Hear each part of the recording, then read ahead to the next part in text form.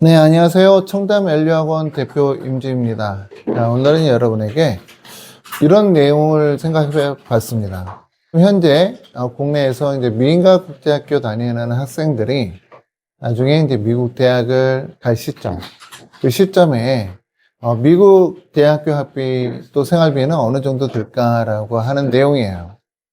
부모님들이 웹사이트에서 본 것과 실제 비용은 차이가 있어요.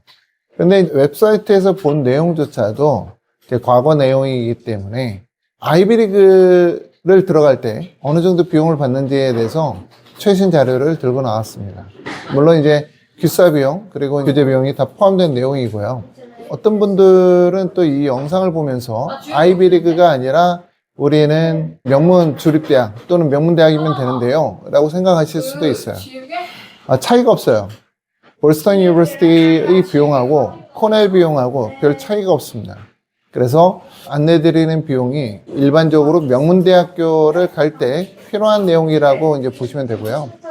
명문대학이 아닌 주립대학은 저렴한 학교들도 있어요.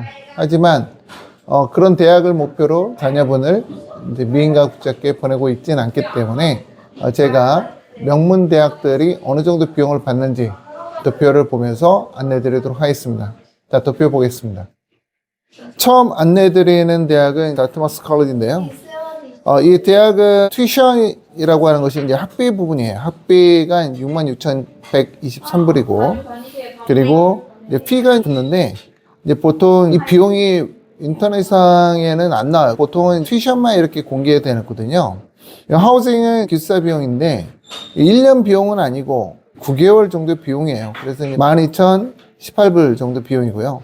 푸드도 몇 개를 먹냐에 따라서 달라요. 보통 학생들이 그냥 기본적으로 이제 먹었을 때 7,981불이다 라고 나오는데, 다른 비용들을 포함하면은 총 토탈 비용이 이제 91,312불이라고 나옵니다.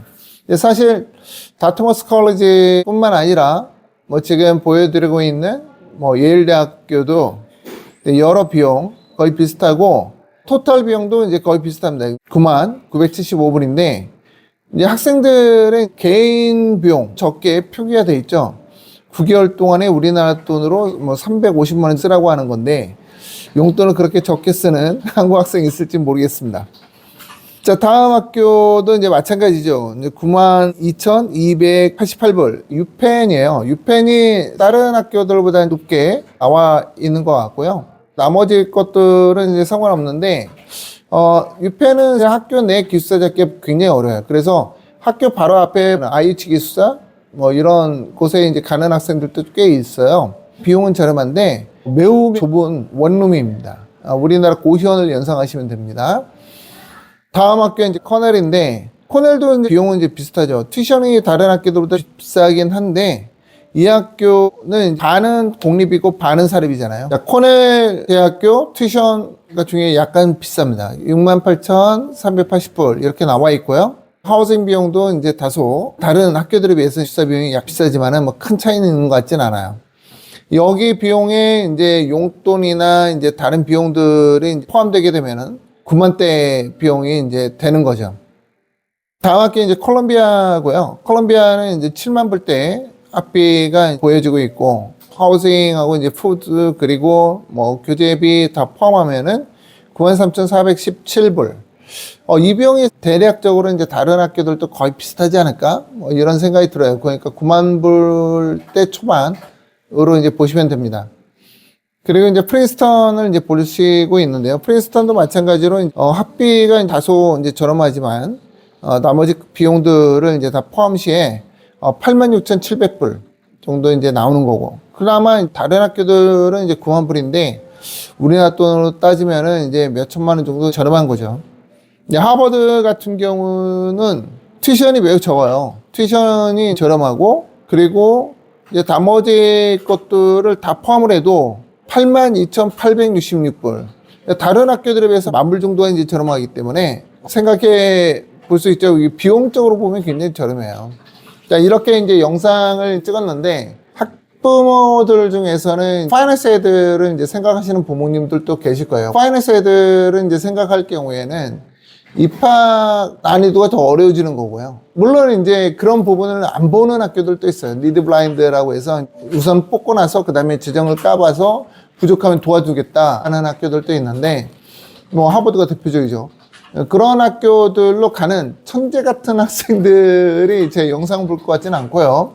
일반적인 학생들을 대상으로 해서 이제 말씀드리는 거니까, 재정 보조를 받아서 간다라고 할 경우에 보통 받는 학교들은 듣보잡으로 생각할 수 있는 학교들이 많아요. 그래서 그 학교들을 갔을 때 학생이 네임밸류는 일단 접고 가야 된다라는 말씀 드리고요. 특히 이제 리버럴 아츠 컬리지를 많이 빠지는 학생들이 있는데, 리버럴 아츠 컬리지 가겠다라고 할 경우에는 하이스쿨은 무조건 미국 고등학교, 즉 보딩스쿨 다니는 게 답입니다. 우리나라 미인가 국제학교에서 공부한 학생이 갔을 경우에는 문화적인 그 이질감 또는 현지 학생들과 어울리기가 매우 힘들어요. 사기 클럽 활동도 거의 어려울 거고요. 정말 권하지 않습니다. 대학 생활이 재미없을 수 있기 때문에. 그래서 미인가 국제학교 다니는 학생이라고 그러면은 미국 대학을 이제 선택을 할 때 다소 한국인 학생들이 있는 대학이 좋아요. 그래서 큰 명문 주립대학이나 큰 명문 사립대학이 좋고, 그 학교를 다니면서 자기가 도움받을 수 있어야 되기 때문이에요. 그렇지 않고 작은 리버럴 아츠 컬리지 간다 그러면은 학생 매우 힘들 수 있고, 제가 국내에서 최초로 그 리버럴 아츠 컬리지 책을 집필한 사람이에요. 제가 만난 리버럴 아츠 컬리지 다니고 있는 학생들 중에서 사교 클럽 활동을 하는 학생이 없었다. 그만큼 인터내셔널 학생들에 대한 어떤 벽이 느꼈다라는 생각이 들고요.